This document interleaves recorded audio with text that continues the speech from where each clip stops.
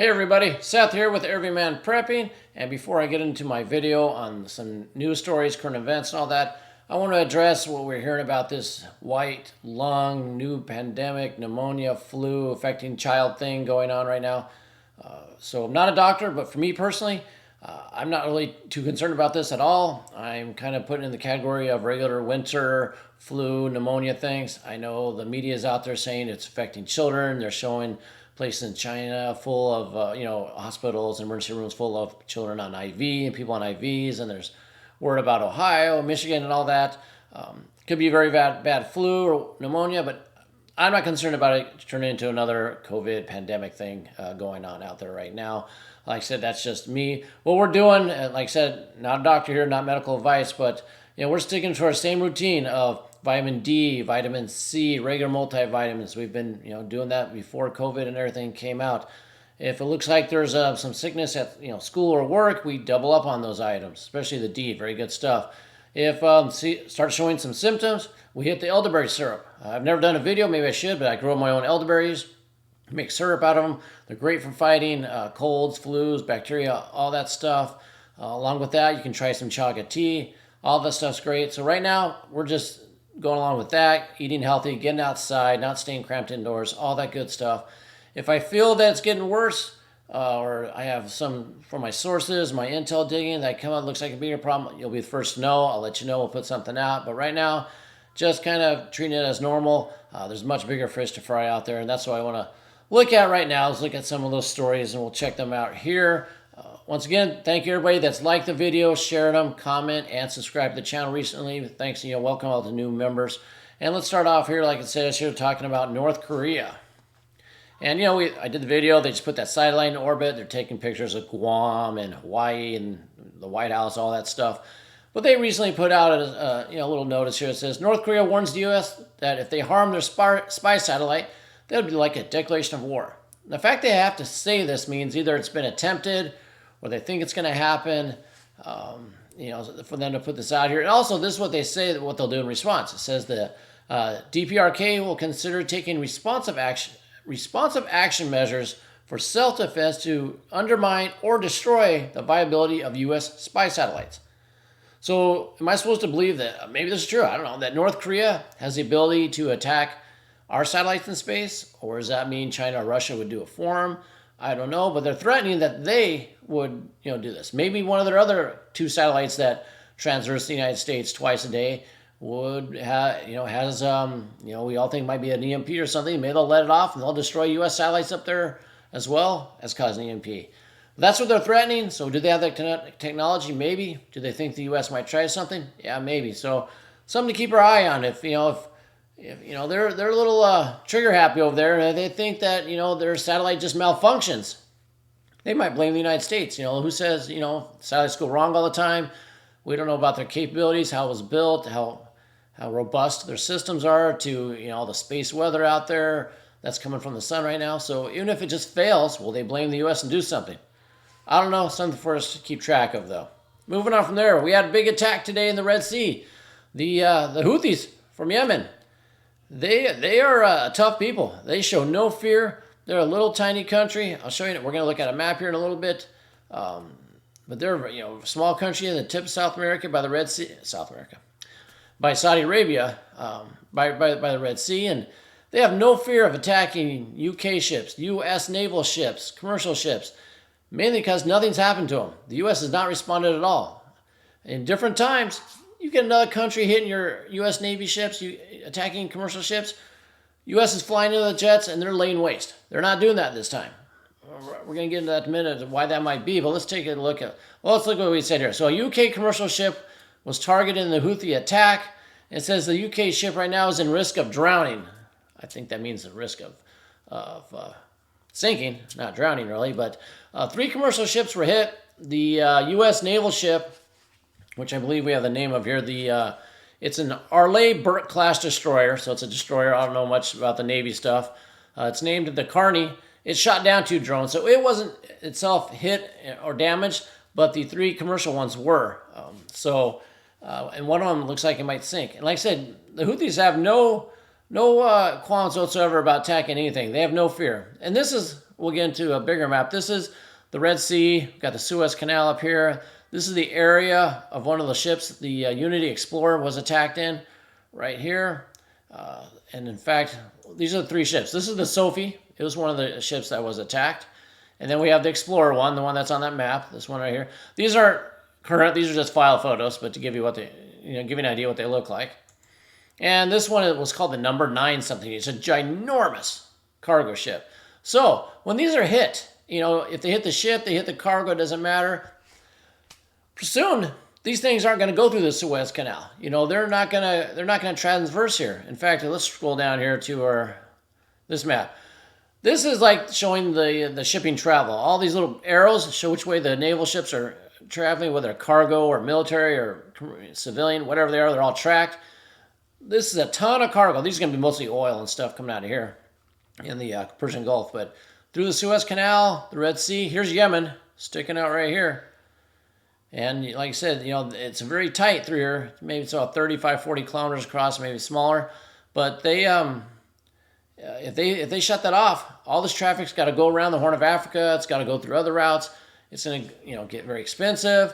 That's a lot of cargo on here. That stuff doesn't start arriving. Like I said in previous videos, we're in for a financial pain. That'll cause inflation going up. Everybody's excited on, what was it, Friday, because there was hints that the interest rates will start going down in March. Gold's going up. Stocks are exploding. You got this stuff going on. They're gonna have to keep rates high because inflation's gonna spike some more.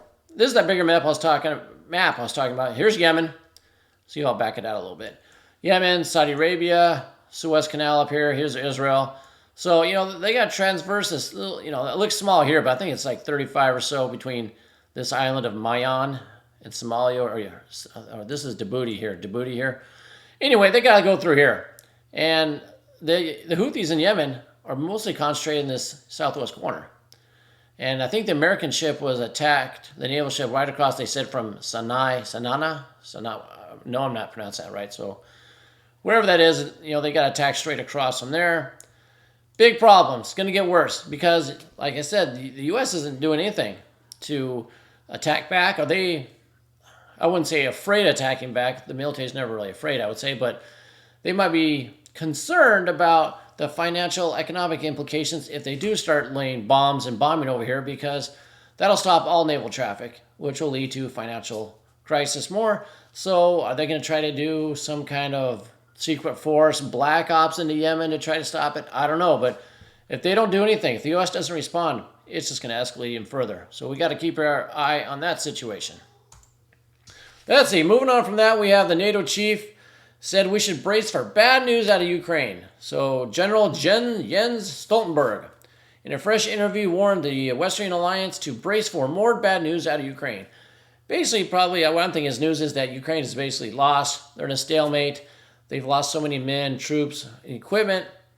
Where are they going to go from here? They're not going to take Russia back. Russia's pretty much, solidified where they have, and they're taking more ground as we speak. They've surrounded another city. Going to enclose it soon. And like I said, they still talk about marching on to Kyiv. I think the bad news coming out is going to be, Ukraine needs to talk for peace or do something else, or NATO has to join in fully and go full on war. That could be the bad news as well. Let's see. He says he was asked whether he thinks the situation will worsen for Ukraine forces in the future, and the quoted reply was, "We should also be prepared for bad news." Yeah, so that's not good for anybody. Now, a bigger problem with this, a week ago, a German official went out there and said this and raised a lot of eyebrows. It says that if Germany was forced to enter a major war, its troops would only last 2 days in battle. 2. He said because they have such huge shortages because all the stuff they've given Ukraine, from ammo to all the weapons, that, if, let's say, Russia came into, plowed through Poland and came into Germany, they're claiming Germany can withstand 2 days of war before they run out of supplies. Now, how many days can the United States last? We've given them almost everything we've had, right? We've emptied out the artillery, the small arms. We've got tanks. We have plenty of tanks. We're sending certain tanks over there, anti-aircraft Patriot systems, anti-aircraft missiles, ATACMS, you name it, we're sending it over there. So how much do we have left here? They can't keep up production to keep up with what we're sending over there. So if Germany lasts 2 days, hopefully we could go a week or so, right? I don't know. If we have to go full in help over there, or if we have to go in the Middle East, and if we have to go and help, Taiwan out because China went in. So, not looking good if Germany claims there's only 2 days left, that they could fight for only 2 days. I don't think the U.S. is too far behind that at all. And then, of course, we have this. This is a giant fire in Moscow, another Russian factory on fire because sabotage. It happens here in the United States. It's happening over there in Russia, still in Moscow. They got to be tired of this. They probably want to end the Kiev thing also, the war over there, so they can, a surrender for them would probably stop a lot of this. So a lot of insurgent stuff going on within Russia right now. And then we have this interesting note. This is, Israel, Hamas still going at it. Gaza's getting lit up. Israel's telling people in the north to move south, people in the middle to move further south. This is translated from an Egyptian source out there saying that tomorrow, on December 3rd, the Claw air maneuver will begin the eagle in every sky of our dear homeland. I'm trying to read it. It doesn't translate too well, I guess. This is a translation of Arabic above. A 48-hour flight ban. Words are hard right now. A 48-hour flight ban has been imposed. The Eagles are ready and waiting. Mr. President's decision to impose a flight ban on the southern Gaza Strip has not and will not allow any force, no matter what, to break the no-fly zone. So, is Egypt going to do a no-fly over southern Gaza? Are they saying that they will attack Israeli planes if they fly over Gaza? I'd love to see that happen. I mean, I should rephrase that. I wouldn't love to see that, but I'd like to see if Egypt's really going to try to force Israel out of there if Israel starts flying in southern Gaza. We're going to see if they do put this up. It'd be very interesting. Does it expand into, if there are Egypt planes up there and Israel starts flying bombs because they're moving south and the jets are going and the Israel planes tell them to get out? Do we have an air war against Egypt now? Does the war expand into Egypt? We'll see, but according to this, Egypt's going to try a no-fly zone over southern Gaza. I don't know how that's going to turn out, but I don't think it's going to be good. And then we have this. Let me turn this on here so you can see this. So, this is not a clip from the movie World War Z. No, it isn't. As you can see from the two things, we have Spain says this direction, Morocco behind you. You can see that there are a lot of people going from Morocco into Spain. Kind of like almost looks like like an invasion force going on. United States is kind of used to this on their southern border, but it's happening everywhere. You can also notice there's not a lot of women or children in this file footage. Maybe they're just not in this one, but it's kind of a common theme that, young, strong, military-aged men are flooding all borders. Like I said, this is Morocco. Now you're probably asking yourself also, let me get out of this. I thought there was a big ocean between Morocco and Spain. Here's Morocco.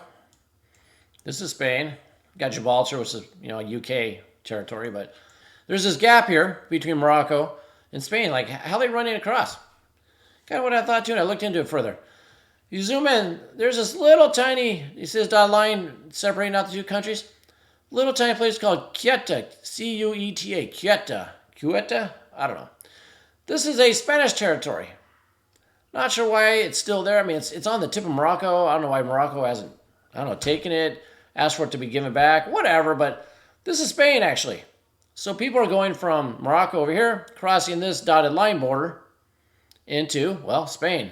And once they are, they're in Spanish territory. They're not on mainland Spain, we'd call it, on that continent, the European continent. They're in the African continent. But since that's a Spanish-controlled territory, they're in Spain. And so they're, taking up refugee status.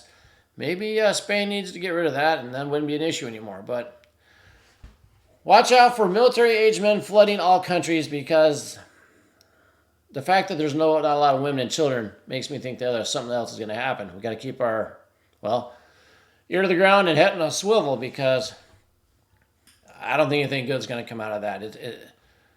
It's not a good situation in any country that's happening to, and it's happening to a lot of the West. And maybe it's a planned event. We'll have to see.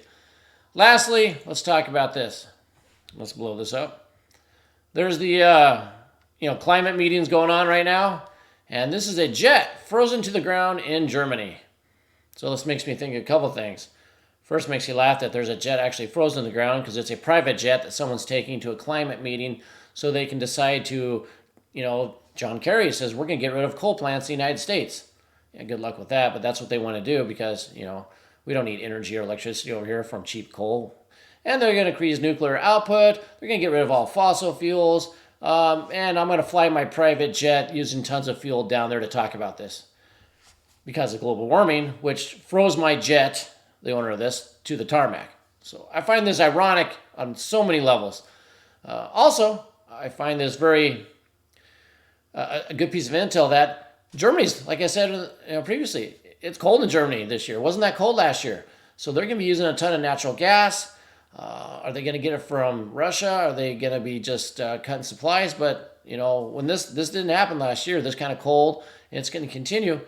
Germany, Europe, UK, that price of that natural gas is going to go up. There's going to be a lot of financial issues, maybe shortages for heating because it's getting cold over there. So that's all I have for all you guys today. And it kind of on a semi-ironic light note, but put anything in the comment below. I'd love to hear your comments on anything I've talked about on this, from the sickness to what's going on in the wars to the immigration, anything you want to comment on below, please do. And until next time, keep your ear to the ground and head on a swivel.